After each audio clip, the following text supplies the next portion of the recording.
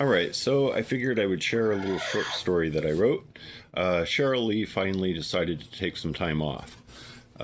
What did I call this? Ranch Estates is the name for this one. Riding on the quiet golf cart gave her the chance to mosey around more freely without all the commotion. She was reminiscing and all that she had learned while living and working at the Ranch Estates. She stopped out in front of Roxy's and looked over at Martha's and remembers the day the two had their final falling out. That's back when both the women had once the most beautiful yards of the whole facility. The land they lived on finally became barren. Nothing has grown ever since. This was the most asinine thing she had ever witnessed. As Cheryl Lee had been informed of an escalation of sorts at Roxy's, she arrived to see Martha pouring 2 one-gallon jugs of vinegar all over Roxy's dead grass and plants, as Roxy ran to Martha's yard and poured 2 one-gallon jugs of bleach on her dead grass and plants. Then she thought of her last run-in with Roxy and remembered just how unkosher and delicate a situation that was. There Roxy was, sunbathing on her lawn chair amidst her dirt-laden and barren soil yard, still smoldering from the day before.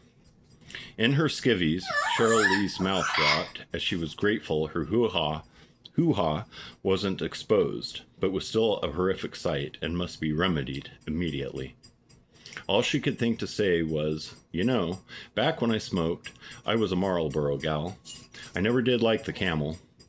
You need to go back in and make your unmentionables a wee bit more presentable.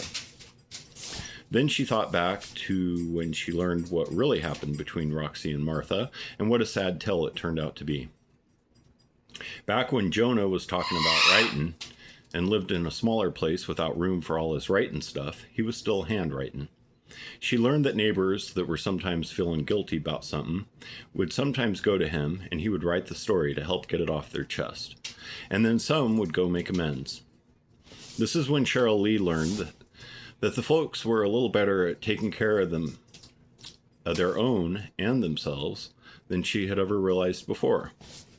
With permission from the folks that proclaimed their confessions, Jonah was happy to share some of the stories and handing a few over to Cheryl Lee. Turns out, quite a few years earlier, Roxy and Martha were truly the best of friends. Their yards were always so bright and beautiful, and the two shared in everything in and out of their homes. The only problems they ever had was with Roz and Charlie.